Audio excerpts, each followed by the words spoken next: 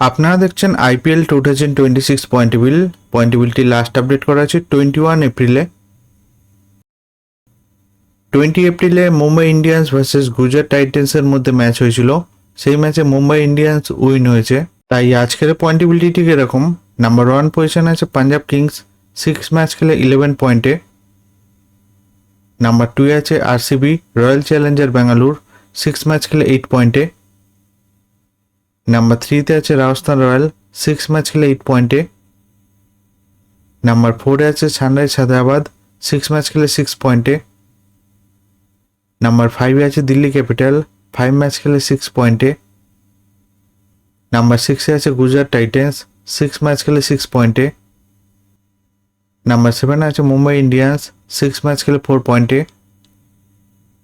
Number 8 আছে CSK, 6 match খেলে 4 পয়েন্টে। নাম্বার 9 আছে লখনৌ সুপার জায়ান্ট, 6 ম্যাচ খেলে 4 পয়েন্টে।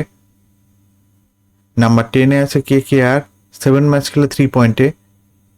এই আইপিএলের পয়েন্টেবিলিটি লাস্ট আপডেট করা হয়েছে 21 এপ্রিলে। ভিডিওটি ভালো লাগে থাকলে লাইক কমেন্ট শেয়ার করবেন।